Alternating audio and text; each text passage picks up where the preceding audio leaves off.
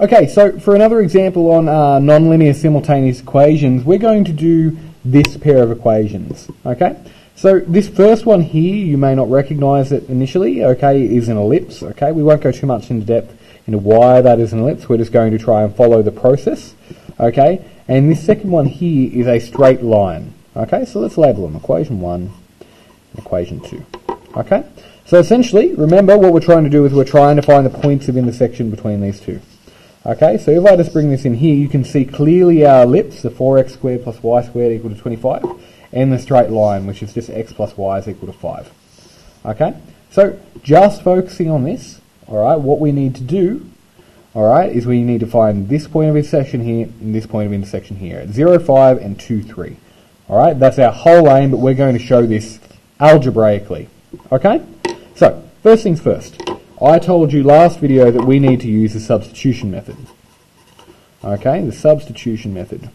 The reason being, you'll notice if we try to use the elimination method here, we have no like terms between the two equations. Even if I had a 4 out the front of this x, if we subtracted both equations, what's going to end up happening is that x squared minus x will not simplify nicely. It's not eliminating one of the variables, and it's just making our job a little bit harder.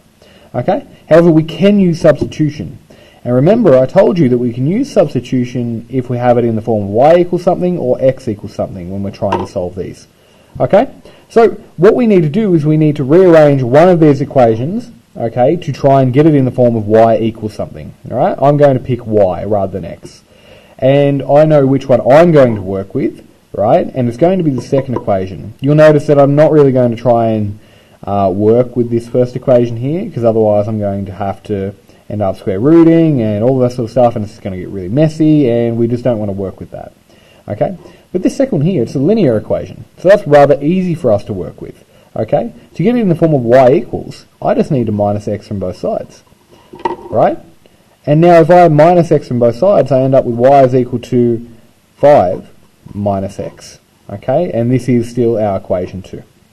Okay, so what I'm going to do now that we have y equals something, we're going to substitute. So I'm going to say sub, using our substitution method, we can do that now because we have y equals. I'm going to say what sub y equals 5 minus x into the first equation here.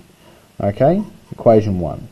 So that means basically wherever I see a y in here, I'm going to replace it with a 5 minus x. So I end up with 4x squared plus, now I've got a y, I replace it with 5 minus x, all squared, is equal to 25. Okay? Now you'll notice here that this is a perfect square, and it's up to you on how you want to do this, okay? You can remember the method that I've used for explaining this in class, alright, where you can just say it out loud, square the first, square the last, times the two together and double it, okay? Or you can come across over here, and you can actually expand it out on the side of your page. I don't mind how you do it, okay? Visually, I'm going to use this method just so you can see what I'm doing. So 5 minus x times 5 minus x. So 5 times 5 is 25, this is just using binomial expansion. Then 5 times negative x is minus 5x. Now, minus x times 5 is another minus 5x. And then minus x times another minus x is positive x squared. Tidying up the like terms in here, we end up with x squared. I'm just going to write x squared first. Minus 10x plus 25. So that is what that middle term becomes there in that equation. So we have 4x squared plus x squared minus 10x plus 25 is equal to 25. Okay? So, I'll just move this up so you can see where we're heading. Now we can tidy up some like terms here. We have 4x squared plus 1x squared is now equal to 5x squared minus 10x plus 25 is equal to 25. You'll notice here that already we can get rid of the 25s on both sides to have this equal to 0. And I would suggest doing that. Minus 25 and minus 25. Okay? Remember, that's our whole aim, to try and get this entire equation equal to 0, and that's what you should be doing. So we now have 5x squared minus 10x is now equal to 0. Okay? Right? Now you notice we've got a quadratic equation, something equal to 0, now we can factorise. The common factor between 5x squared and minus 10x is 5x. All that in front of x x minus 2, okay, which is equal to 0. Okay, so, alright, remember the null factor law, if we have two numbers multiplied together, okay, two numbers multiplied together, that equal to 0, one number is equal to 0, or the other number is equal to 0. So we have 5x, therefore 5x is equal to 0, right? Or x minus 2 is equal to 0. Now we can divide both sides by 5 here, but we can just see, alright, the only number that is going to make this equation equal to 0 is x is equal to 0, alright, for the first one. So I'll move this up so you can see what we're doing. Okay, and for this one, we can just add 2 to both sides, so we end up with x is equal to 2. So these are our two solutions here so far. X equals 0 and x is equal to 2. So like before, we're going to sub them into our equations. Okay? So remember, what we did up here is we rearranged 2, and I normally would avoid playing around with our new equation that we'd made in case we'd made a mistake. Alright, and I would suggest you do that too, but I'm confident that we haven't made a mistake with minusing our x off of both sides. So that is the equation that we're going to work with to substitute back into. Y equals 5 minus x. Okay, so if you want to, you can label that as 3.